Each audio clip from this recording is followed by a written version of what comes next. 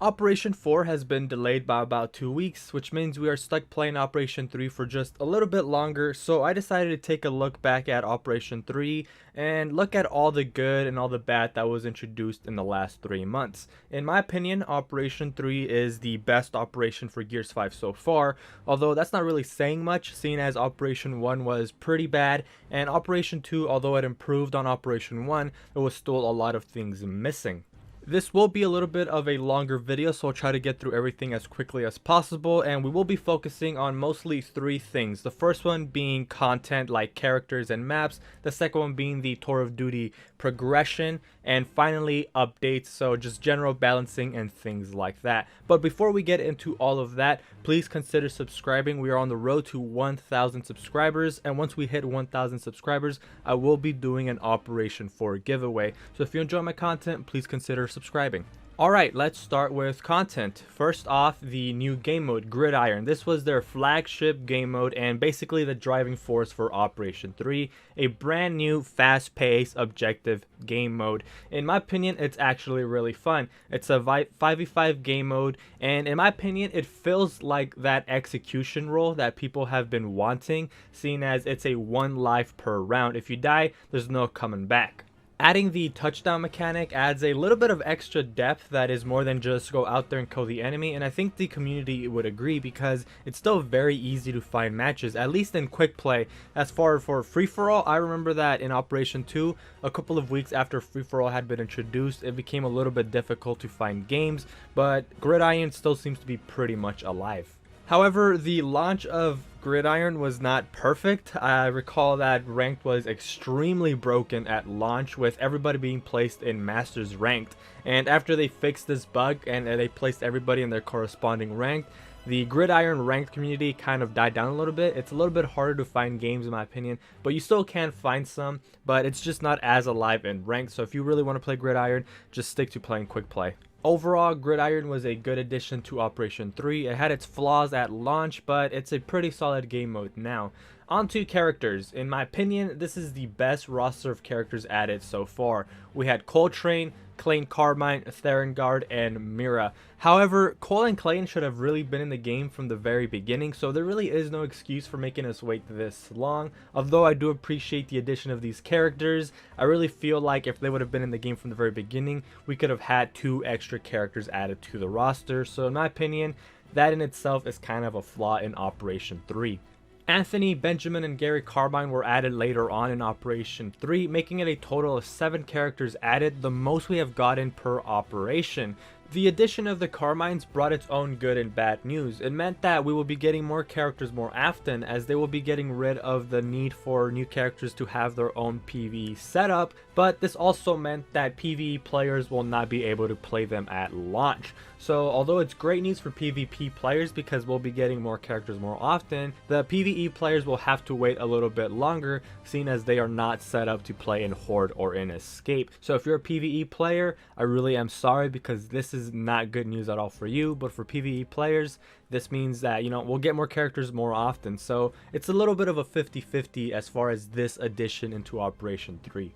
And finally, as far as content goes, we will be talking about maps. The biggest disappointment in my opinion, but this is a disappointment basically every operation. We were only given 2 new maps with not a lot of variety. We got Canals and we got Pahanu. First off, Pahanu was a brand new map that was made specifically with Gridiron in mind. It doesn't really play well in other game modes, and the community is pretty split on whether or not this is a good map.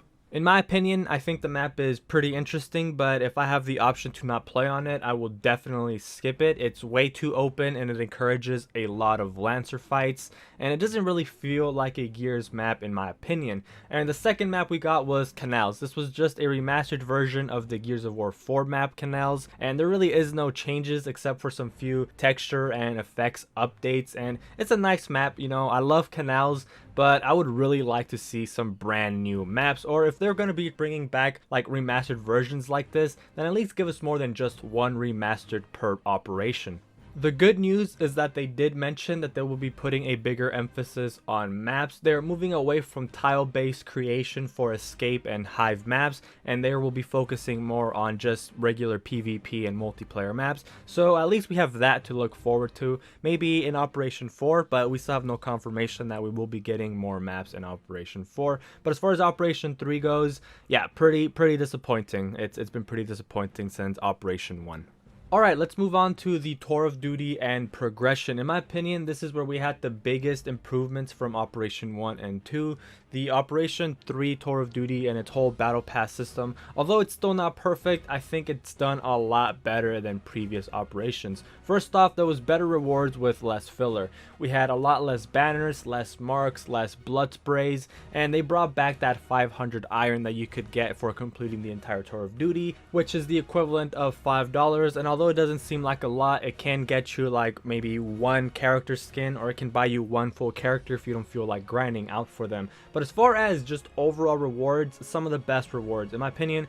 2 out of the 3 weapon skins were pretty good. The ink loadout is pretty nice, and you know, it's a pretty good weapon skin for being an early reward in the Tour of Duty. And then there's liquid metal, which in my opinion is also one of my personal favorites. It reminds me a lot of like the very first skins that they introduced back in Gears 3.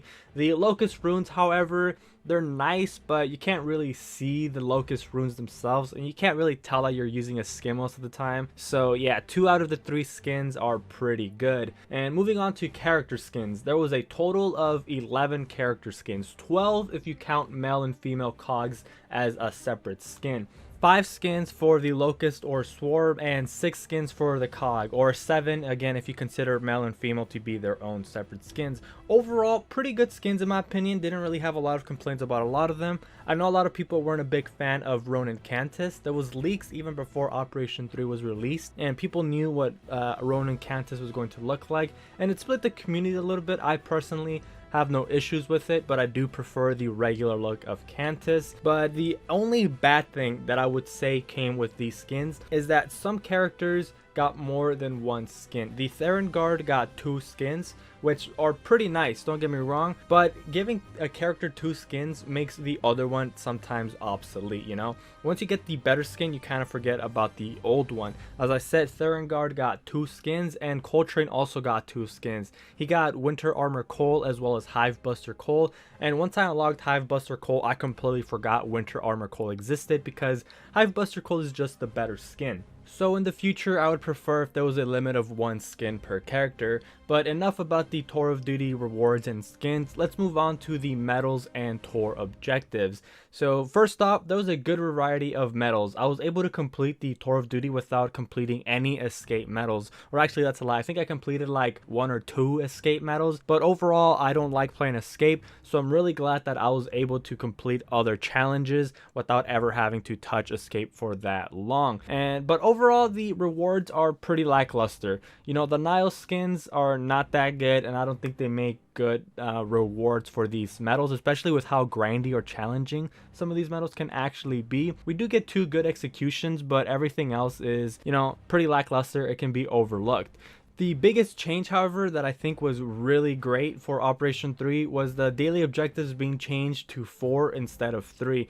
You know, now we get 2 objectives that can be completed in any game mode, and one is specifically for PvP and another one is for PvE. So if you're a player that never touches PvP, you still get a total of 3 challenges, but you can no longer get random objectives because in previous operations, it was possible to get all 3 challenges to be specifically for PvP. So again, great addition in my opinion. And finally, let's talk about general updates and balancing and things of that nature. Up to this point, it sounds like Operation 3 was pretty amazing, right? With no flaws. Well, this is when we get to the point where we realize that Operation 3 was still a pretty big buggy mess. First off, lots of multiplayer tuning and balancing, you know, things like movement changes, general active reload balance, specific weapon tuning, but the most important was the Gnasher and the Lancer updates. The Lancer got a buff which increased its magazine size from 30 to 40, so it essentially got 10 extra shots. many people didn't think this was necessary, so as a result, the accuracy was nerfed to compensate for how dominant the Lancer had become. Some people still don't think this is enough, and this was at the very beginning of Operation 3, and it basically kick-started off the buff something, nerf something, buff something, nerf something in order to keep the community happy, and it's just not good in my opinion. That is not a really good way of approaching,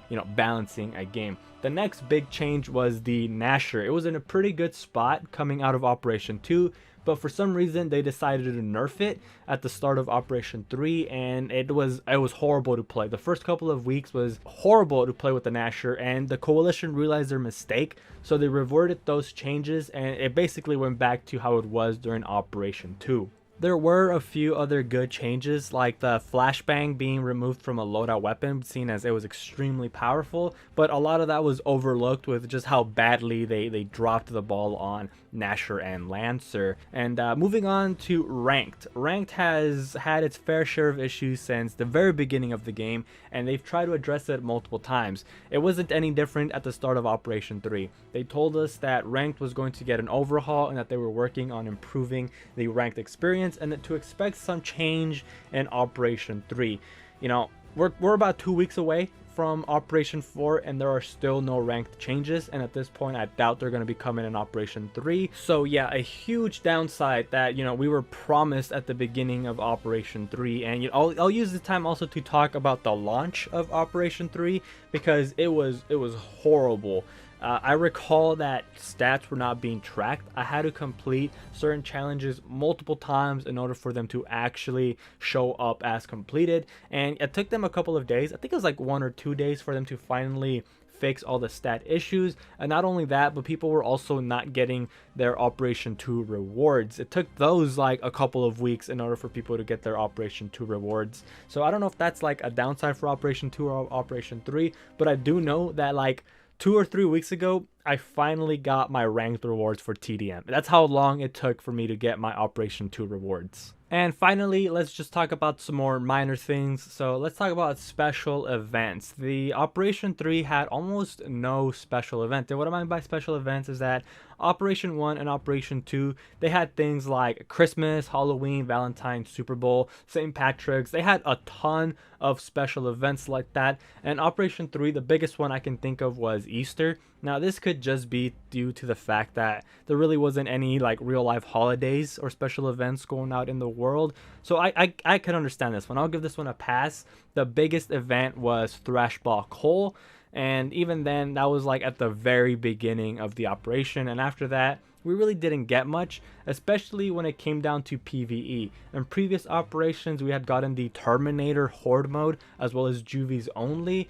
I don't think there was anything as far as Operation 3 goes. I myself don't play a lot of PvE, but I do tend to jump onto these like special Horde events, and I don't recall playing any of them in Operation 3. So hopefully that changes with the launch of Operation 4. But let's end on a good note, something that I think something good that came out of Operation 3, and that is the developer playlist. It did come very late, but I think it is a great way for the developers to incorporate the community a little bit more. It allows players to test out changes coming into the game and provide feedback, and even if you don't agree with the changes in the playlist at the moment, they changed the way active reload works, and they've gotten rid of aim assist and a few other changes, but the overall concept in my opinion is great. It gives players the opportunity to test these things out and provide feedback to the coalition in order to see if these are necessarily changes that are needed. But there you go, that's pretty much all the important stuff that got introduced in Operation 3 with my opinion on whether or not it was good or bad. I know there's probably tons of things that I missed, so if there's anything important that you think I overlooked, let me know in the comments below. Let me know if you think there was a good addition or a bad addition, and do you agree with a lot of my points? Let me know all that down below. And if you enjoyed the video, please leave a like, and if you enjoy my content, please consider subscribing. Again, we are really close to 1,000 subscribers, and once we hit 1,000 subscribers, I will be doing an Operation 4 giveaway, seeing as they usually do like an operation bundle at the start of each launch. So again, if you enjoyed my video, please leave a like, please consider subscribing, and as always, hope you have a good one, and catch you all next time.